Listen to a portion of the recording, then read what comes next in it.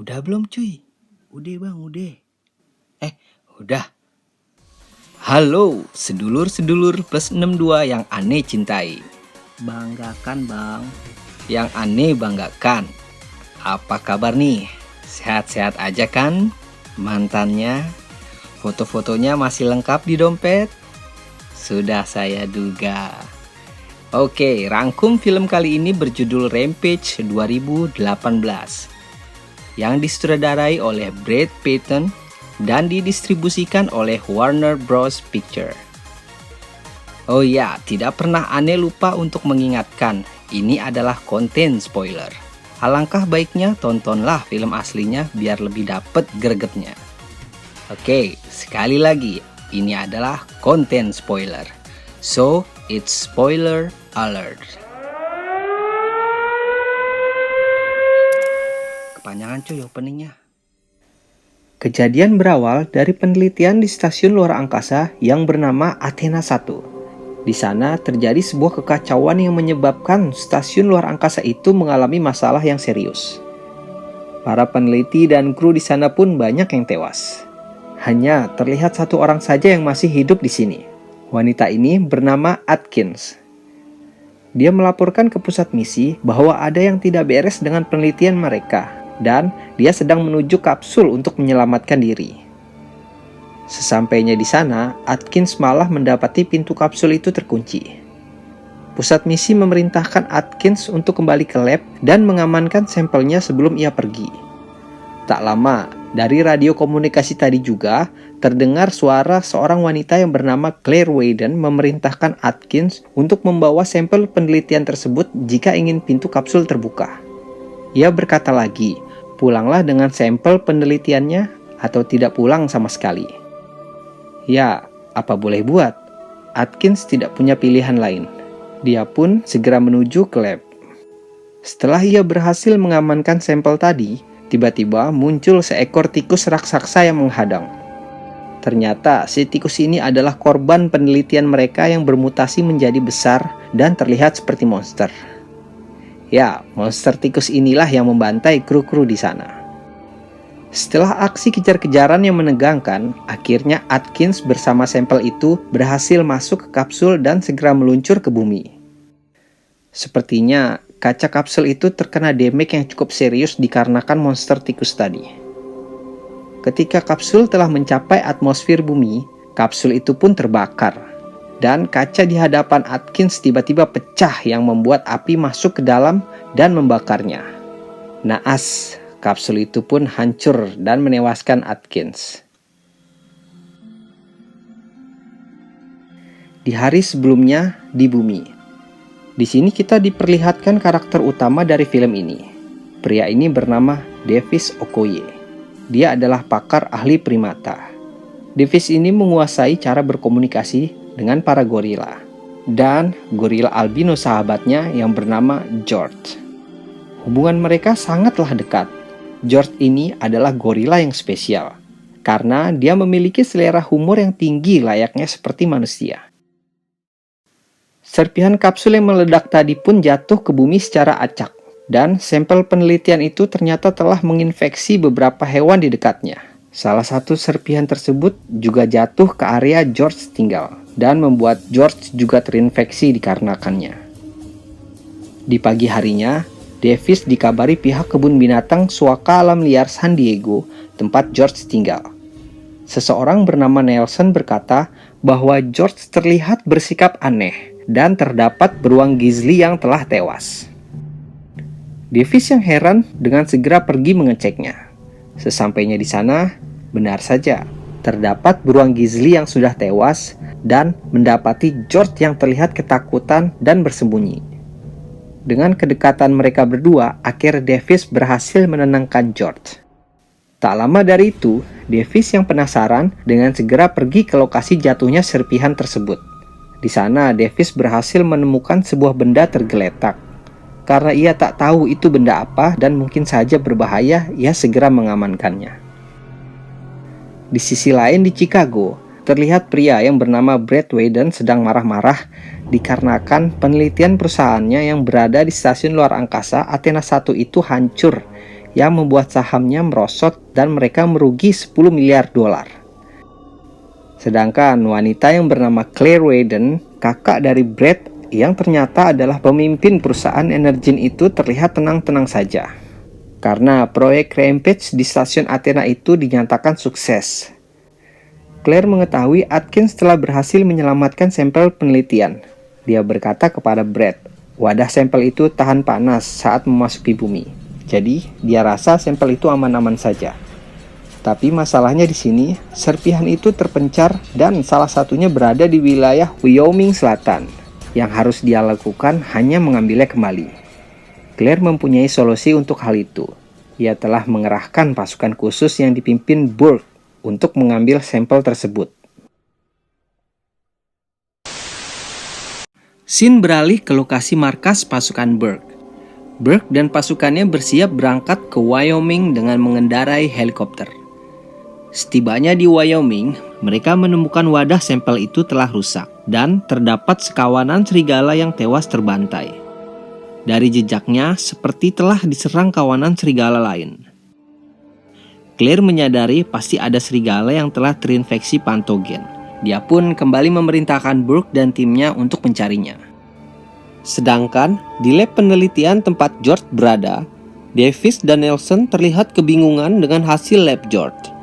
Pertumbuhan George meningkat pesat dari gorila normal pada umumnya. George terlihat seperti monster karena telah berhasil membunuh beruang grizzly besar. Dan Nelson bingung apa yang harus ia katakan ke publik. Davis berkata, jangan katakan apa-apa. Jika kita laporkan ini, mereka akan membunuh George. Tak lama dari itu, datang seorang wanita yang bernama Dr. Kate Cadwell, seorang ahli genetika yang mengaku bekerja di perusahaan Energen. Dia mengatakan bahwa ia mengetahui apa yang sebenarnya terjadi pada George. Di sini Dr. Kate menjelaskan ke Davis, George telah terkontaminasi patogen CRISPR, rekayasa genetik tak pasti.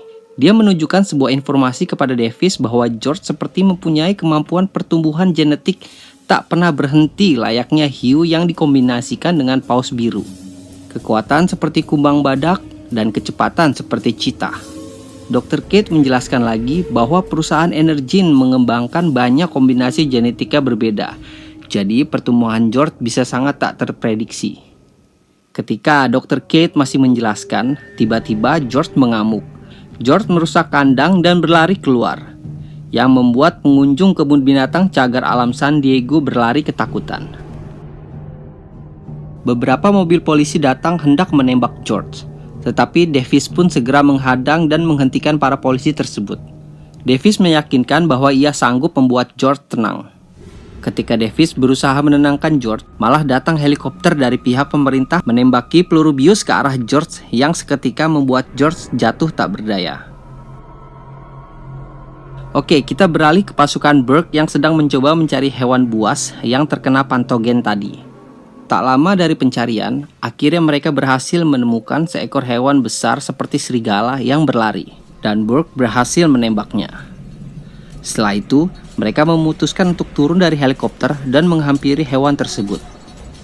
Mereka bergegas memasuki hutan dan di sana mereka menemukan jejak kaki serigala yang berukuran sangat besar. Mereka semua pun heran. Apa mungkin ini jejak kaki serigala? Tak lama terlihat rusa-rusa yang berlari tergesa-gesa. Mereka pun menyadari bahwa ada sesuatu yang datang. Benar saja, tiba-tiba dari arah belakang muncul serigala raksasa tadi dan memangsa salah satu dari mereka. Semua pasukan pun panik menembaki serigala itu. Tetapi malah si serigala lah yang berhasil membantai mereka dan menyisakan si Burke seorang. Burke berusaha berlari dari kejaran si serigala raksasa dan memerintahkan helikopter untuk datang menembaki serigala tersebut.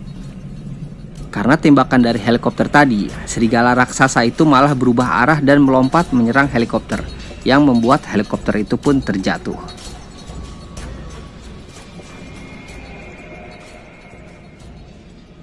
Scene beralih ke pangkalan militer. Di sana, Davis dan Dr. Kate dipertemukan oleh Agent Harvey Russell. Mereka digiring masuk pesawat dan bersama-sama akan diinterogasi. Di pesawat tersebut ternyata juga terdapat George. Davis melihat luka George terlihat perlahan-lahan pulih. Dr. Kate menjelaskan bahwa George mempunyai kemampuan penyembuhan dari DNA tikus duri Afrika, yang dimana dia bisa menyembuhkan diri secara ekstrim. Di dalam pesawat, Agent Russell membongkar masa lalu Davis. Yang dahulu Davis adalah seorang pasukan khusus Angkatan Darat, pernah dipindahkan ke pasukan khusus anti pemburu gelap PBB. Davis dan Dr. Kate memperingatkan Agent Russell bahwa menempatkan George dalam pesawat sama saja bunuh diri, dikarenakan pertumbuhan George yang sangat pesat, dan juga mereka meragukan bius itu bisa efektif untuk George. Mereka khawatir George akan terbangun dan kembali mengamuk. Agent Russell memberitahu bahwa tidak hanya George terdapat dalam kasus ini. Ia menunjukkan sebuah berita bahwa juga terdapat seekor serigala raksasa yang disebut Ralph tengah berkeliaran. Di sini Agent Russell juga membongkar identitas asli Dr. Kate di hadapan Davis, bahwa Dr. Kate sudah tidak bekerja lagi untuk perusahaan Energen dan sudah dipecat 2 tahun yang lalu. Ia tertangkap berusaha mencuri perangkat keras perusahaan dan dipenjara selama 13 bulan. Davis pun terlihat kecewa karena telah dibohongi Dr. Kate. Di perusahaan Energen, Brett mengabari Claire bahwa Kate tertangkap pihak militer, dan Claire pun cemas. Ia khawatir Kate akan membongkar semua keburukan perusahaan dan kejahatan yang telah mengkambing hitamkan Kate di masa lalu. Brett panik, dia juga takut dipenjara, dan bingung apa yang harus ia lakukan selanjutnya. Claire menenangkan Brett bahwa ia mempunyai rencana untuk ini. Mereka berdua segera menuju ke atap gedung. Di sana terdapat pemancar radio terkuat di dunia yang sudah ia modifikasi yang nantinya akan mereka aktifkan. Tujuan Claire di sini adalah memancarkan gelombang radio frekuensi rendah yang nantinya gelombang itu akan membuat para hewan yang terinfeksi patogen merasa sangat terganggu dan terpanggil ke lokasi ini. Mereka tahu jika gorila yang berada di pesawat juga terpanggil, maka gorila itu dipastikan akan mengamuk dan pesawat itu akan terjatuh. Ya, mungkin saja dapat menewaskan George dan Dr. Kate. Claire juga berencana jika serigala raksasa itu datang ke sini dan berhasil dibunuh militer, maka mereka akan mengambil sampel DNA-nya lalu menjualnya.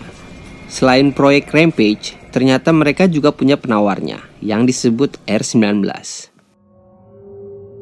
Setelah pemancar radio itu diaktifkan, terlihat serigala raksasa yang sedang mengacak-acak bis langsung merespon gelombang tersebut dan bergegas pergi menuju sumber frekuensinya. Terlihat makhluk besar di dalam air juga bergerak pergi, serta George yang berada di pesawat pun juga merespon gelombang tersebut. Semua kru pesawat berusaha menembaki George, namun semua itu sama sekali tidak berhasil menghentikan George. Malahan, semua kru satu persatu dibantainya. Di sana Davis berhasil melepaskan ikatannya. Ia berusaha mengambil senapan bius untuk menghentikan George, tetapi si George telah didapati menyandra Agent Russell. Davis pun tak jadi menembak George. Ketika Davis berusaha menenangkan George, salah satu kru pesawat malah menembakinya kembali, yang membuat George terlihat sangat kesal dan melempar Agent Russell. Tak lama dari itu, terlihat sisi lambung yang meledak dikarenakan peluru nyasar dari si penembak tadi. Di ruang kokpit, si pilot ternyata tewas dan pesawat hilang kendali. Perjuangan mereka tidak sampai di situ. Dr. Kate yang juga berhasil melepaskan ikatannya menyuruh Davis untuk mengayunkannya dan berhasil melepaskan pengunci forklift di sana. Forklift itu terhempas dan menabrak George. Davis memberikan parasut ke Dr. Kate dan menyuruhnya untuk segera keluar duluan, dikarenakan Davis harus menolong Agent Russell terlebih dahulu. Dalam aksi penyelamatan ini, tangan Agent Russell sepertinya terjerat tali dan Davis berhasil tepat waktu melepaskannya sebelum George datang. Dan mereka pun selamat, tetapi pesawatnya terjatuh dengan George di dalamnya. Setelah mendarat, mereka bergegas mengecek bangkai pesawat dan mencari jasad George. Tetapi di sana mereka tidak menemukan jasad George sama sekali. Sepertinya George berhasil selamat dan kabur menuju arah timur laut. Agent Russell berterima kasih karena sudah diselamatkan Davis. Dengan senyuman Davis menjawab, bahkan orang Walengsek pun pantas mendapatkan kesempatan kedua.